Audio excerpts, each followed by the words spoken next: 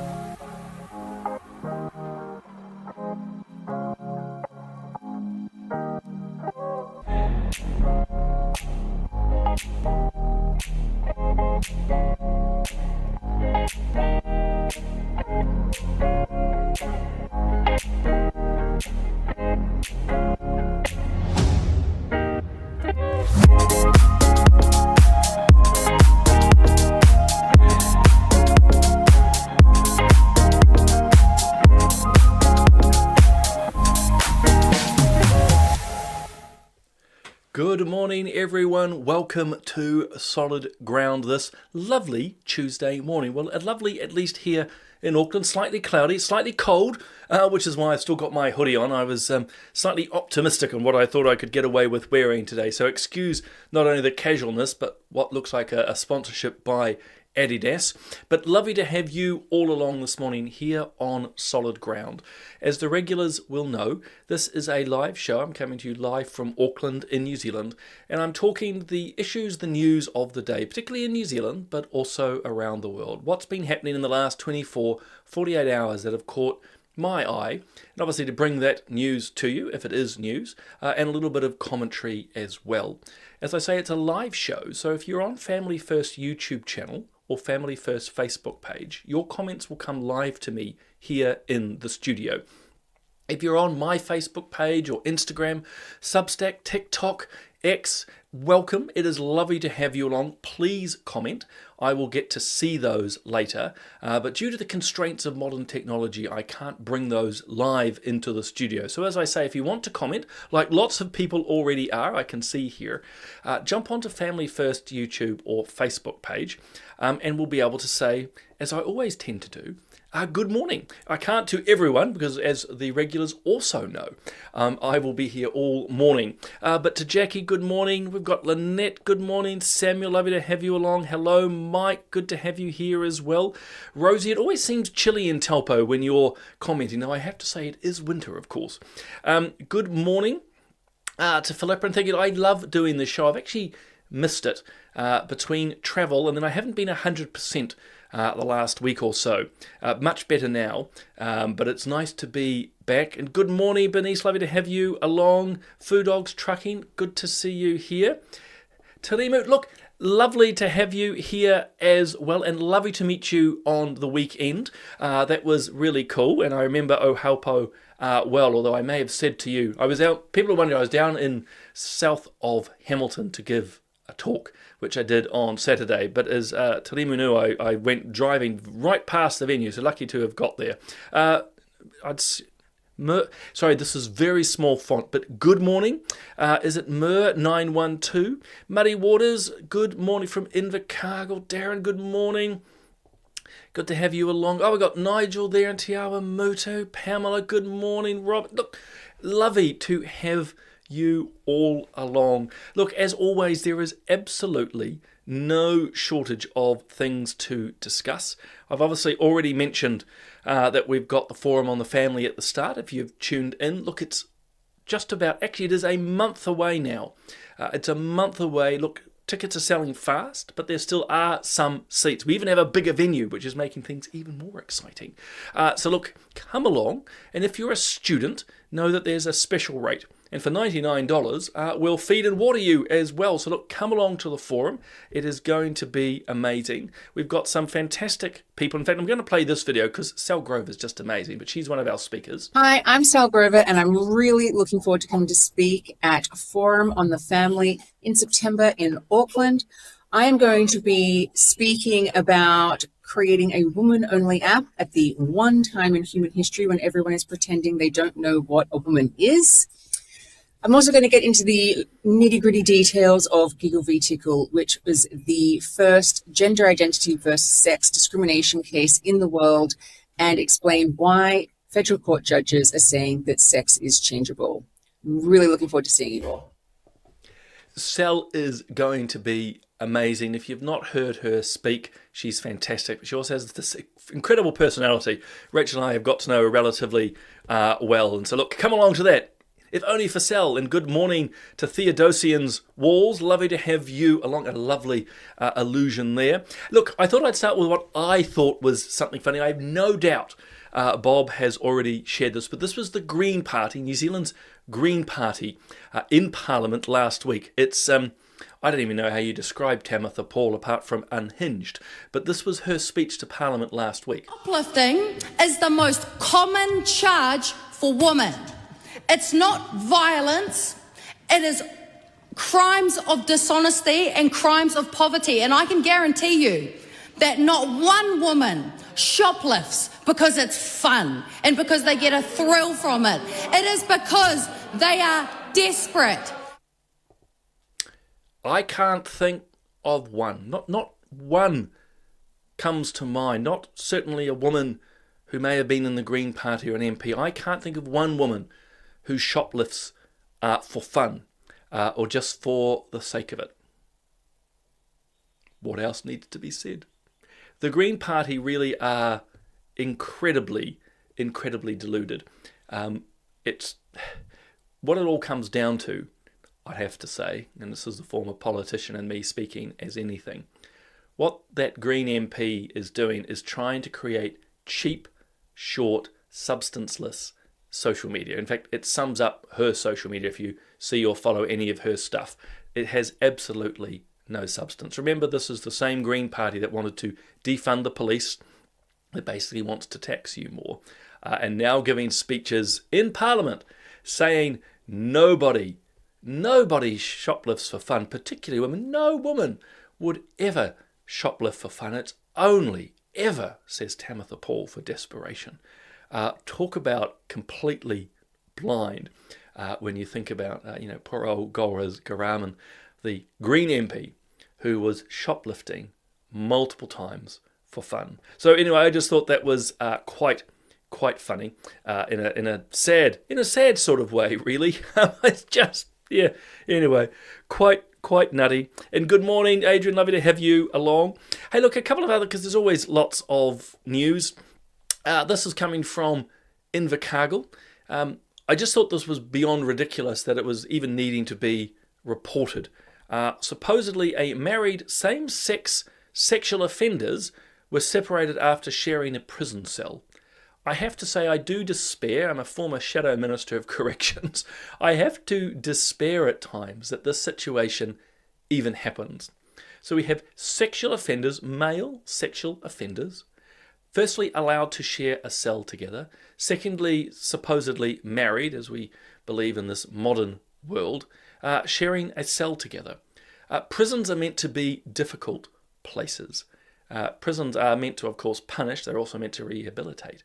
But isn't it, guys, beyond ridiculous that they are to be a married couple living together on His Majesty's dime in a prison, your taxpayer money, and are sexual offenders? You just got to wonder what's going on in the Department of Corrections. And you remember last week, and kudos to the Minister, actually, Mark Mitchell, who culled the funding, millions of dollars that they wanted to spend on massage and spiritual therapy. They call it rongo, amongst, there's many words they use in Māori to describe it, hiding behind the veil of Māoridom or Te Ao Māori, but giving massages to prisoners. I'm sorry, it just doesn't cut it, nor does this. I think it's beyond ridiculous that this happened in Invercargill's prison long enough that it had to be put into the papers. I think it is just absolutely stupid. And there's actually some funny comments coming through, including yours, Peter, which I'd for a family show, I better not comment, but I think it's quite true. But look, again, just absolutely stupid that this is allowed to happen. Now, look, I'm going to dive into this. This is a Middle East issue, and I know that people will have different views, but I thought I would share this because actually it puts some context around what I often see is fake reporting. Long and short, we often hear a lot of what is coming out of the Middle East, particularly around malnutrition, particularly children. These are the results of a UN report. This is coming from UNICEF, and I hope you can read it. And I want to stress at the start, this is not trying to gild the lily or say that the conflict between Israel and Gaza is a good thing at all. I think we'd all like to see it end, regardless of whether we think Israel has the right or not, or whether we think it's terrible what's happening to the Palestinians in Gaza. But you'll see so much rhetoric in our mainstream media around the horrors happening in Gaza. And this is, as I say, coming from the UN. This is from UNICEF itself, pointing out that acute malnutrition, which obviously is absolutely terrible, guys, in and of itself, is about 1.3%. If I'm reading that right, it's now very small on my screen. It's about 1.3% in Gaza. But as you can see around, Jordan, Egypt is worse, Syria is no good, Saudi Arabia even. Long and short, isn't it fascinating how our mainstream media and activists obsess with the likes of Palestine, obsess with Gaza, but no one seems to be talking about the acute malnutrition happening in the likes of Egypt, in Jordan, in Iraq, of course, as I say, Saudi Arabia, there's Syria, which doesn't surprise me after the fall of the Assad regime. It's absolutely tragic. As I say, this is from the UN. This is from the UN. And any malnutrition is something to be sad about. But I can guarantee you this, guys, you are going to see absolutely no reporting of this in New Zealand's mainstream media. You are going to see absolute obsession with Israel and Palestine, or the likes of Gaza and the West Bank. You're going to see no commentary about what's happening in Syria, which, by the way, is god-awful. You're going to see no commentary about what's happening in Iraq, certainly not Egypt. And as I keep saying, this is from the UN. I verified it, I've double-checked it, because, I don't know about you guys, you see stuff online now, and you sort of wonder if it's made up or is it a composite of material. But there's actually a UNICEF report. But I just thought I'd bring that to your attention. I sound a bit like a lecturer, but anything you see or read, you really need to interrogate the data. And I would suggest a lot of the mainstream media, whether it's the BBC through to the New Zealand Herald, the Post here in New Zealand, they are obsessed with one-way reporting. And of course, there's a whole lot of stuff they just won't report. That's the other thing I've often banged on to you about, isn't it? They don't even report stuff. And I don't have a tile for this next topic because it was only breaking news, and I should have probably mentioned it at the start. It's to do with Colombia. There's been a terrible earthquake over there. It's only a small point I want to make, but keep the Colombian people in your prayers. It sounds like quite a terrible earthquake. There's some footage coming out of a building collapsing. I'm not sure if there was anyone in it at the time, but it sounds like quite a severe earthquake there in Colombia. So keep them in your prayers. There's little more that we can do here at the moment. It's a little much we can do at the moment. But other than keep them in our prayers. Look, and keep this one news reporter also in your prayers and her child. So this is Corazon Millie. You've probably heard her name. She used to be on One News as one of the reporters. But Women's Day, and then it's been echoed, I think, in the Herald. Doesn't really matter where, but it was on Women's Day. Her choice to become a solo mother. So on the positive side of the equation, it's a new child, it's a new life, and we wish her well. But the comment I want to make here, the second side, the not so good side of the ledger, is she has deliberately, and I would suggest selfishly, chosen to make her child fatherless. And I think that's very sad. Every child has a father and a mother. Every child, every one of us sitting here or standing here, listening here today, here on solid ground, we all have a mother and a father. And of course, with circumstances, it doesn't always work out. I mean, if you didn't know already, I'm adopted. So I don't know my biological mum and dad. Being adopted, then I have, if you will, replacements. My parents, who I see as my parents now. Obviously, we have the reality of divorce and so on. So I'm not trying to, what's the right word? Dismiss the different experiences that can befall people. But we all have a mother and a father. And while Women's Day and this reporter and others what's the word? Sorry, slightly brain fog at the moment for different reasons, but they fawn over her decision to be a solo mum. As I say, she's deliberately removed the father from this child's life. And I think that's really tragic, to be honest. I think it's really sad for the child. And it is, as I say at the start, I think quite selfish. I don't think it's the right thing to do. And I know modern society doesn't like people critiquing other people's choices, but too bad. This is solid ground and we're family first. And it's really important to say. And again, we celebrate the fact that she's had a child. I wish Corazon well. I don't know her particularly well. I think I've met her a few times in passing in Parliament. But the choice to deliberately have a fatherless child, I think is very sad. And it will impact the child into the future. And in fact, the decision to be a solo parent will also likely have an impact. It's not easy. I don't know about yourselves, step parent in my case, but, working with my wife, trying to raise kids was difficult enough even for the two of us. It's not easy. And she's making these deliberate decisions. So I just think sad for the child.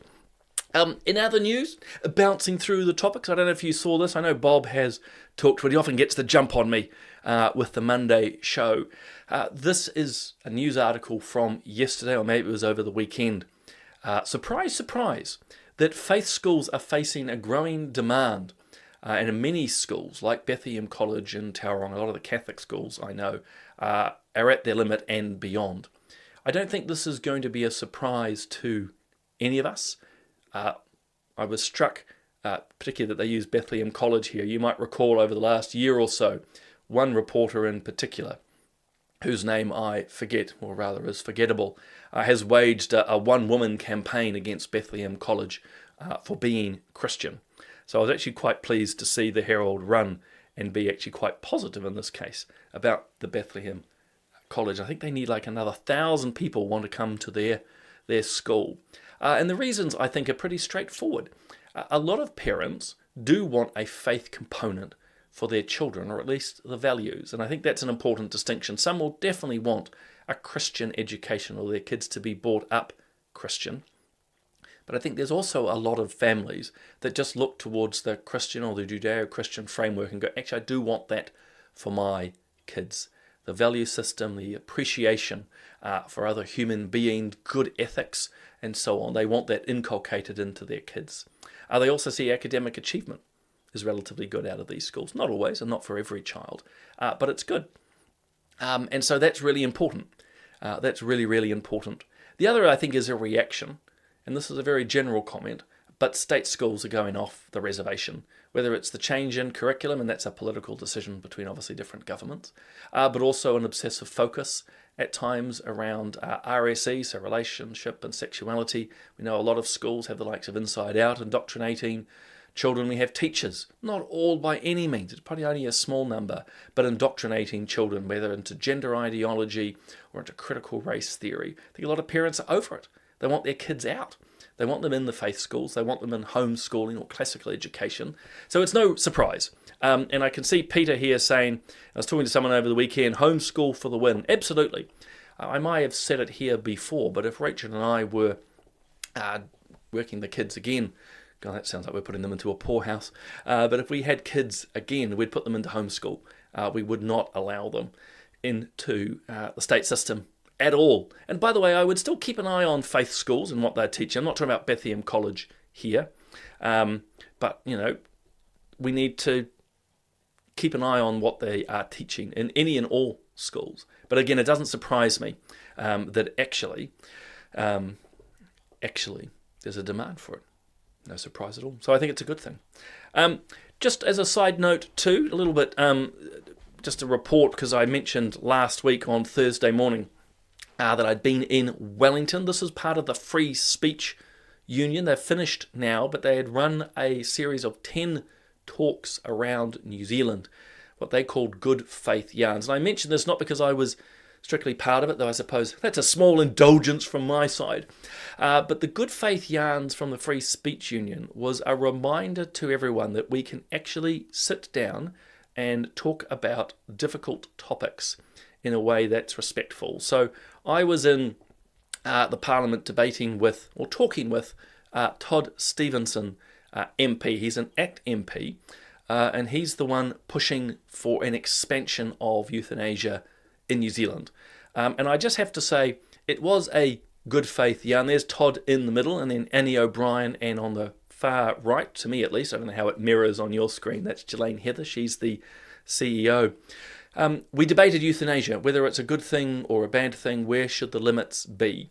And regardless of the talk of euthanasia, it was a chance to just simply point out that there are different views, and despite Todd and I having different views, we can argue and debate in a way that's, well, constructive. Fourth Adam, certainly waiting to see this on YouTube. I think it'll be a good few weeks, Fourth Adam. They are still producing, and there's been 10 of them. And if I've seen things correctly, they're going to start with the first of the 10 and then roll them out each week. So it's going to be at least probably 6-7 weeks before they get to our one on euthanasia. So I think it's really, really important. The other quick thing to say around the euthanasia question, be very aware what ACT is pushing for here. They want to remove the 6-month prognosis to death requirement. So at the moment you have to have a terminal illness and likely to die in 6 months. They want to remove that. Understand by removing the 6 month, you now bring in a whole range of other conditions, which you'll be able to argue is actually going to lead to your death. So it greatly expands things. We already know, guys, that very few doctors and nurses actually want to be part of euthanasia, and that can be somewhat limited at the moment because very few people, or rather few conditions, meet the criteria. Once you expand the criteria to include so many more conditions, that means more and more doctors and nurses are going to be, well, exposed to this. Not so much forced at this point, but coerced into it in different ways. The other, I think, rather insidious part is suggesting that conscience rights for doctors and for care facilities, so think the likes of retirement villages and hospices, will have to offer or at least allow euthanasia in their facilities. I mean, it's beyond, for me, that's beyond ridiculous, because so much of euthanasia relies on an autonomy argument. Allow me the choice to end my life is pretty much the mantra of euthanasia. And yet, autonomy has not been extended to hospices. They're going to have to allow euthanasia on their premises if ACT get their way. So if you're a Catholic hospice, euthanasia is anathema. It is completely unacceptable. They're basically going to have to choose with accepting it or closing down, which means they're going to close down. And we already know in this space of palliative care, it's already, palliative care is already stretched, not funded well enough. It's very sad. Anyway, what is not sad, this is coming out of the United States. Meta has lost another case. I mean, 567 million is a lot of money for you and I. It's absolutely nothing for them. But what they've lost is another court case showing that actually they are targeting children with their social media. The design, the way that they're running their algorithm is focused on how to get more and more children hooked. So this is just another brick in the wall being taken out. It's also another warning of just how powerful big tech is.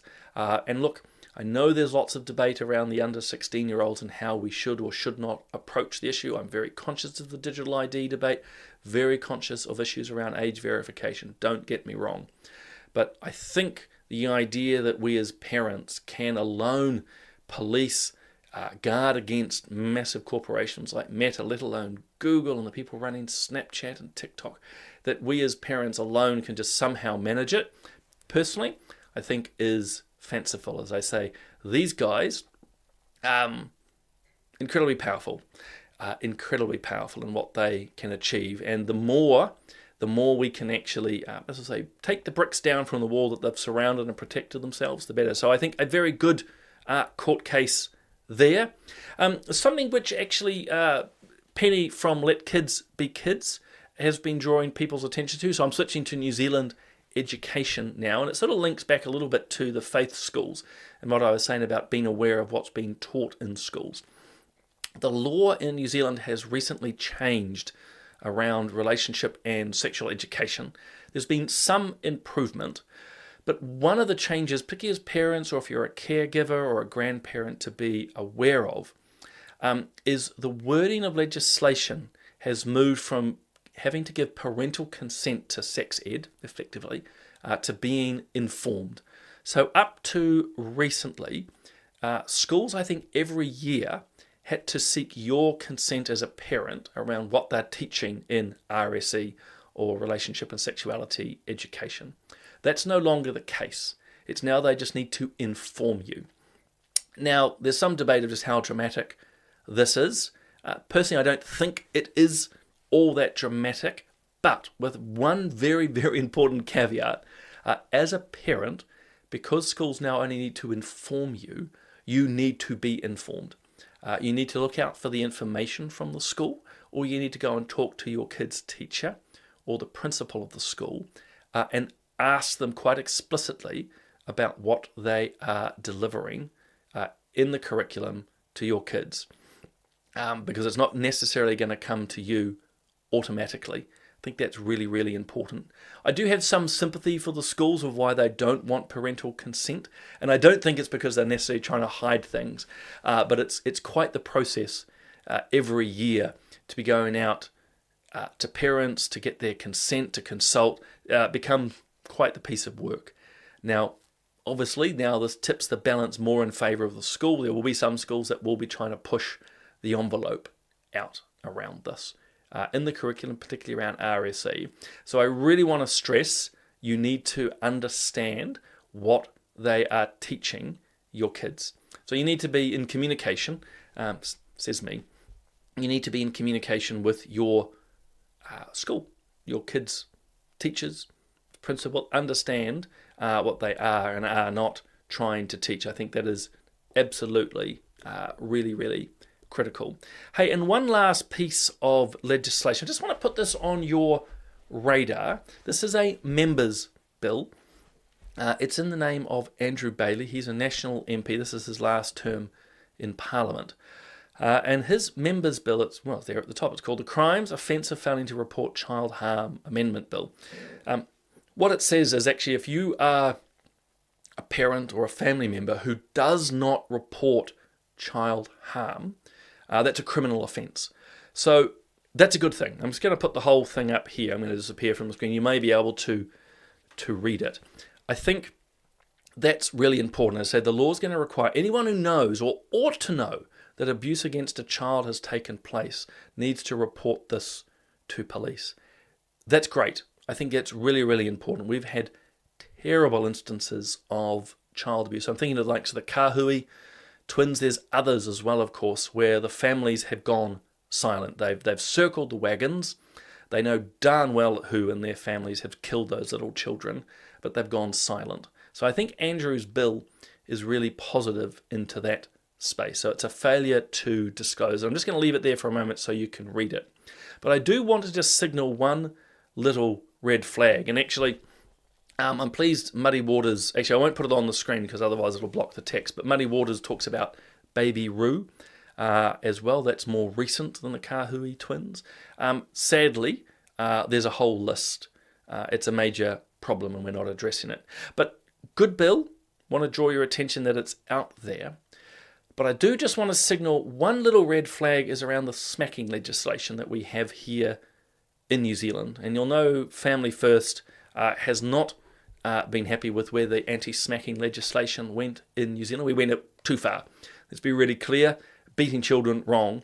But corrective smacking, Family First doesn't see as a problem.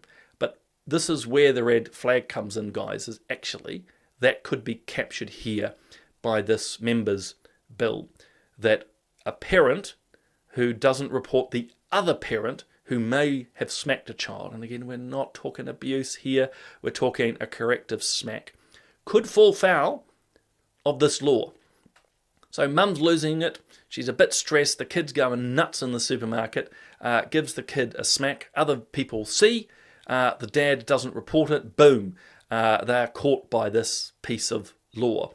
And putting it another way, are parents, are mums and dad going to need to snitch on each other at that very low level? You've got to really stress that part of that very low level. I'm not talking the abuse side. If your other half is beating your child, damn well you should be reporting that to police and having it stop.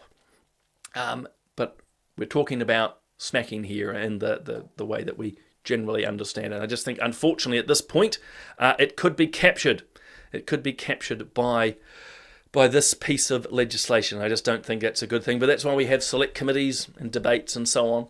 But overall, it's a good piece of law. I think, again, with Baby Roo, the Kahui twins, we need to address these things. As usual, I've prattled on for too long. Remember, of course, we have these shows every morning. It would be lovely to have you come along and listen to Bob tomorrow morning and me again on Thursday. We obviously have our podcast. I have a new one dropping on Wednesday. I just need to produce it. But my last one's been with Christy McVie, former Australian detective working with children who had been exploited. She now runs her own business. She gives some, I think, really good tips around how we can keep kids safe. She points out one in four children impacted by exploitation. Sadly, very, very sadly. You can obviously check me out on RCR. I'm still doing my online radio with Reality Check, which is, well, I still enjoy it. We've got the new show, Counterculture. Do go and check it out. Young faces touching the topics of the young. I think really inspiring. In fact, they will be at the forum. Counterculture will be doing a special show there. My latest Substack is on foreign interference. It's actually sharing a speech I gave to the New Zealand Chinese community recently. Check that out. Bob, of course, prolific on McBlog. Last week, he put up interviews with David Seymour and Winston Peters. Go and check them out. They are very, very cool. And a reminder, as always, guys, you can watch, read, and listen all and any of our content. Just go over to familyfirst.nz. You can find all our content there. I need to run. I've actually got more podcasts and online radio to do today. So I hope you have a wonderful Tuesday. Thank you for being part of Solid Ground. Thank you for all the comments. I look forward to seeing you on Thursday morning.